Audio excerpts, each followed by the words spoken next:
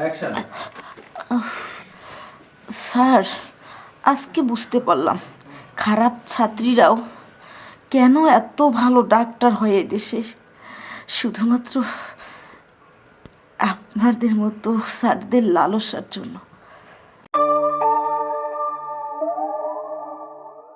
না, আমি ডাক্তার না হয়ে যদি স্কুল মাস্টার হতাম তাহলে ছাত্রীদের অনেক কাছ থেকে দেখতে পারতাম, আদর করতে পারতাম, আর অন্তরঙ্গভাবে কাছে টানতাম। কিন্তু তা না হয়ে হলাম মেডিকেল কলেজের ডাক্তার। কিন্তু এখানে এত সুন্দর সুন্দর ছাত্রী দেখি, নতুন ডাক্তারি ট্রেনিংয়ে আসছে, কিন্তু অত ছাত্রের মধ্যে ওই যে লাবণী নামের যে মেয়েটা আছে না, সে জোস। ওকে দেখলে মনে হয় জড়িয়ে ধরি, খামটি মেরে জড়িয়ে ধরি। যাই হোক না কেন, আমি ওকে ধরবই। ওকে না ধরা পর্যন্ত আমার মনে শান্তি পাবো না। ওকে ধরে আমার ডাক্তারি কার্ড সার্থক করবো।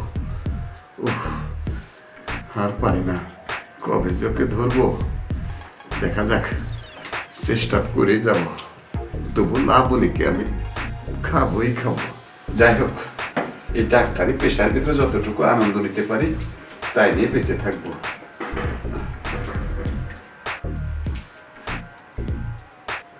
স্যার, আমি আসবো। আরে লাবণী, হ্যাঁ এসো এসো এসো এসো এসো,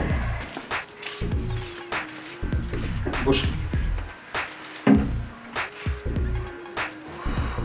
স্যার, বলছিলাম হ্যাঁ বসো, আগে বসো। ডিস্টার্ব করলাম না তো? না না না না, তুমি হঠাৎ করে আমার চেম্বারে, তুমি ভালো আছো তো? জি স্যার, আমি ভালো আছি। আসলে স্যার, বিশেষ গুরুত্বপূর্ণ কিছু কথা বলার আছে। হ্যাঁ, কি কথা তো বলো। বেশ কিছুদিন ধরে ভাবছিলাম যে আসবো বলবো, কিন্তু সাহস পাচ্ছিলাম না। আজকে সাহস করেই এলাম আর কি। হ্যাঁ বলো, তোমার সাহস করেই বলো, তোমার কোনো দুঃসাহসের কোনো ব্যাপার না। আসলে স্যার, কথাটা কিভাবে নেবেন আমি জানি না, বাট বলাটা খুব জরুরি। হ্যাঁ বলো।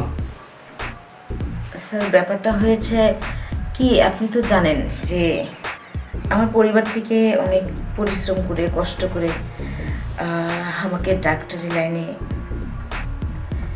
পড়াশোনা করার ব্যবস্থা করেছে বা আমি করছি, কিন্তু আমি তো এখনো পরিপূর্ণভাবে ডাক্তার হতে পারিনি।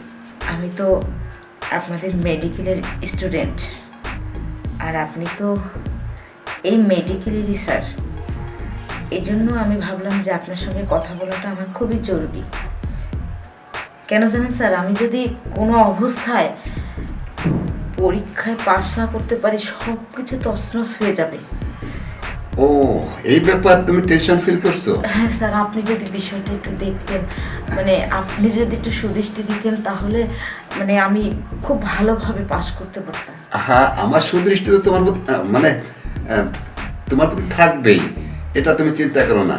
আর তুমি যা বলছো যে টাকা পয়সা অভাব, এসব চিন্তা একদম ভুলে যাও। যখন তুমি আমার কাছে এসেছো, আমার শরণাপন্ন হয়েছো, কোনো চিন্তা নেই, আমি সব ব্যবস্থা স্যার, করবো।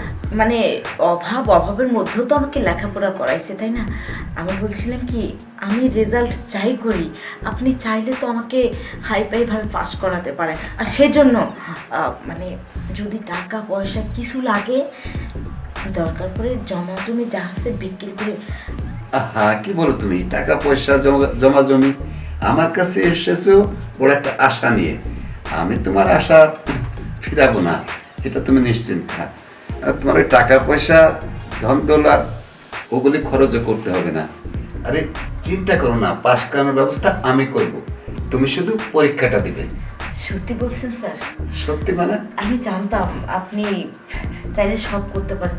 হাতে তো আর মাত্র কয়েকটা দিন সময় আছে স্যার, ফাইনাল পরীক্ষা। হ্যাঁ, কয়েকটা দিন কি বললাম, তুমি শুধু পরীক্ষা দিবে। যা খাতায় কি লিখবা না রাখবা সেটা তোমার ব্যাপার, তুমি শুধু পরীক্ষা অ্যাটেন্ড করবে, পাস করানোর দায়িত্বটা আমার। তবে একটা শর্ত আছে। স্যার, আমি আপনার যে কোনো শর্তে রাজি আছি, আপনি শুধু আমাকে বলেন যে আমাকে কি করতে হবে। ঠিক আছে, বলছি, কিন্তু তার আগে তুমি আমার একটা কথা শোনো। জি বলেন। তুমি যে ডাক্তারি পড়ছো, ডাক্তারি পাস করবে, অনেক বড় ডাক্তার হবে, অনেক নাম কামাবে, জি অনেক টাকা পয়সা ইনকাম করবে, জি জীবনটাকে একটা স্বাচ্ছন্দ্যে পরিপূর্ণ হয়ে যাবে, তাই না? জি। হুম, কিন্তু বিনিময়ে আমি কি পাবো? স্যার আপনি আবার কি চান বলেন? আসলে কথা আছে, দুনিয়াটা আছে গিভ অ্যান্ড টেকের মাধ্যমে চলে। তাছাড়াও তুমি যেদিনই মেডিকেল কলেজে ভর্তি হয়েছো, তোমাকে দেখে সেদিন থেকেই আমি একটা অন্যরকম হয়ে আছি, কারণ তুমি দেখতে অনেক সুন্দর। যতগুলি ছাত্রী এ পর্যন্ত দেখেছি বা এখান থেকে পাশ করে বেরিয়ে গেছে, তোমার মতো একটি মেয়েকেও দেখিনি। সবসময় তোমাকে আমার মনের ভিতর কেমন যেন একটা পূজা করার মতো ধরে রেখেছি। সবসময় ভাবি যে লাবণী কিভাবে তৈরি করেছে তাকে, একবার দেখলে কেমন যেন আকর্ষণ পেয়ে যায়। স্যার এখন আমাকে কি করতে হবে সেটা বলেন না। বললাম তো যে গিভ অ্যান্ড টেক, আমি কি পাবো? আমি তোমার কাছে যেটা চাই সেটা যদি তুমি আমাকে দিতে পারো, কোনো চিন্তা নেই, তোমার আশাও পূর্ণ হবে, আমার আশাটা পূর্ণ হবে। স্যার আসলে তো পেঁচিয়ে গুছিয়ে না বলে আপনি বলেন না আমার কাছে কি চান, কারণ আমি বলেছিলাম টাকার কথা, আপনি তো বললেন না সেটা লাগবে না, তারপর আবার শর্তও দিয়ে দিলেন, তো সেটাই বলেন না আমাকে কি করতে হবে। এখন সত্যটা হলো, অনেক দিন ধরে তোমাকে শুধু মনে চাচ্ছে, তোমাকে একটু বুকে নিব, তোমাকে একটু জড়িয়ে ধরবো, আদর করব, সোয়াগ করব, হয়তো বা তোমার সঙ্গে এটা করার পর আমার জীবনটা সার্থক হবে, এই শুধু মনে হচ্ছে। তাই ভাবছিলাম তুমি আমার সঙ্গে একটু বেড শেয়ার করো, তাহলে তোমার সব আশা পূর্ণ হয়ে যাবে, তুমি পাস, একদম 1 নম্বরে পাস হয়ে যাবে, কোনো সমস্যা নেই। দেখো ভেবে, এখন যদি স্যারের কথা আমি না শুনি না মানি, তাহলে আমার সব কিছু ধূলিসাৎ হয়ে যাবে। কি? না না, এটা হতে দেওয়া যাবে না। স্যার ঠিক আছে, আমি আপনার সত্যি রাজি আছি। আপনি আমার জন্য এত কিছু করবেন, সত্যি তো আমারও উচিত আপনার জন্য কিছু করা। হ্যাঁ হ্যাঁ, কিছু নিতে গেলে কিছু দিতে হয়। হ্যাঁ সেটাই। তাহলে চলুন, চলো, আসো আসো, অনেক দিনের স্বপ্ন আমার পূর্ণ হতে যাচ্ছে, তুমি অবাক করবে না। চলো, এসো এসো এসো, আসো। কি?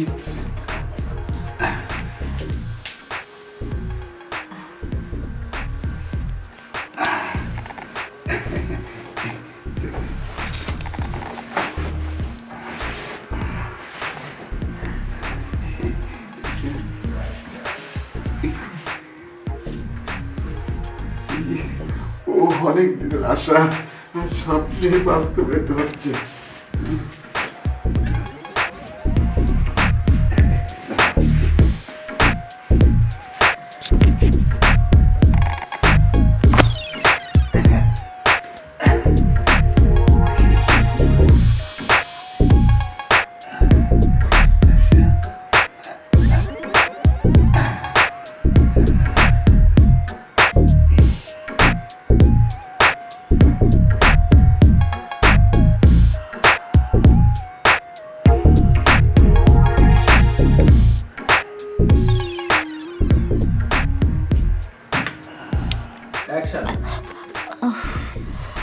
স্যার আজকে বুঝতে পারলাম খারাপ ছাত্রীরাও কেন এত ভালো ডাক্তার হয় দেশে, শুধুমাত্র আপনাদের মতো স্যারদের লালসার জন্য।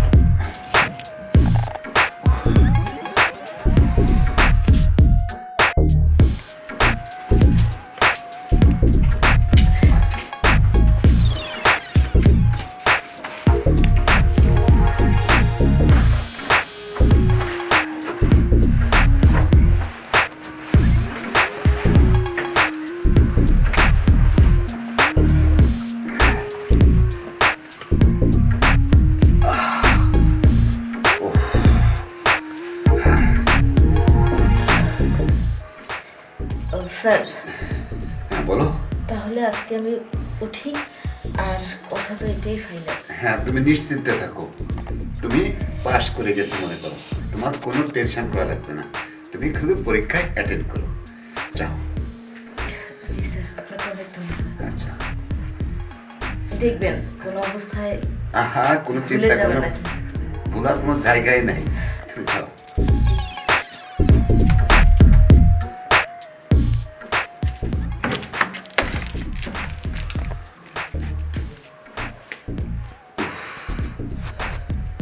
মনে মনে যে সন্দেশটা চাচ্ছিলাম, সন্দেশের থালা ধরে সামনে এসে গেল। ওহ, যা, আমার ডাক্তারি জীবনটা সার্থক হলো। যাই, ফিরে এসে আসি, পরে আবার রুগী দেখতে হবে।